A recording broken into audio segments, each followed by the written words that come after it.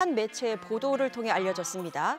올해 3월에 마포 주민편익시설로 근무지로 옮긴 송민호 씨가 복무 중에 하와이 여행을 떠났고 그 이후 제대로 출근하지 않고 있다는 내용이었습니다. 실제로 11월부터 10여 차례 이상 해당 근무지를 방문했지만 단 한 번도 불을 불 수 없었다고 전했는데요. 송민호 씨의 담당 상관은 연차, 병가 등을 이유로 들면서 출근에 문제 없다라고 주장을 했지만 출퇴근 기록지나 CCTV 등의 객관적인 자료 공개는 거부했습니다. 그런데 바로 어제죠. 논란에 불을 지핀 또 다른 폭로가 나왔습니다. 송민호 씨의 이전 복무지에서 함께 일했던 동료들이 그의 부실 복무가 비단 이번만의 문제가 아니라고 지적을 한 건데요. 동료들의 주장에 따르면 송민호 씨는 사회복무를 시작한 초창기부터 출근을 자주 하지 않았고 근무 시간 조정, 자율복장, 업무 제외 등 이른바 연예인 특혜를 받았다고 주장했습니다. 네, 이런 증언이 나오면서 더 논란이 커지고 있습니다. 그러니까 실제로 이게 정말 확인이 된 겁니까? 어떻습니까? 정확한 사실관계 파악이 필요하겠죠. 그래서 송민호 씨의 근무지인 마포 주민편익시설에 직접 다녀왔습니다. 함께 이야기 들어보시죠. 네요. 그 송민호 씨의 복무 보도 관련해가지고 여쭤보고 싶은 게 있어가지고.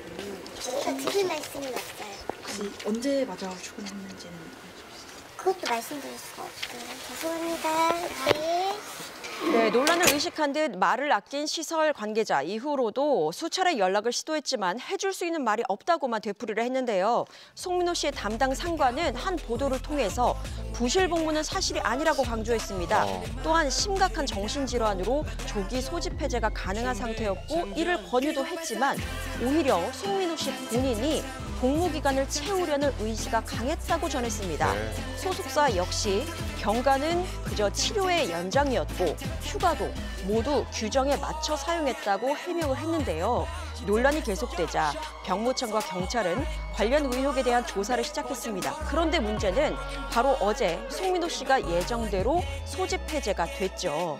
소집 해제를 코앞에 둔 상황이어서 연장 복무 등에 대한 처분을 판단할 시간이 촉박했던 것으로 보입니다. 네, 의혹이 다 해소가 되지 않은 채 지금 사회에 복귀하게 된 건데 관련 조사는 앞으로도 계속 진행이 되는 걸까요? 네, 소집 해제 이후에 어떻게 조사가 진행되는지 파악이 필요해서 병무청에게 연락을 시도했지만 어떤 대답도 아직은 들을 수 없는 상황이었습니다. 그래서 일부 누리꾼들 사이에서는 송민호 씨의 재입대를 요구하는 목소리도 나오고 있는 상황입니다.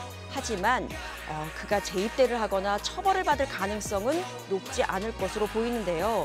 송민호 씨와 같은 사회복무 요원의 경우에는 부실 복무가 인정돼 경고 처분을 받게 되면 복무 기간이 연장될 뿐 재입대 대상에는 포함되지 않기 때문입니다.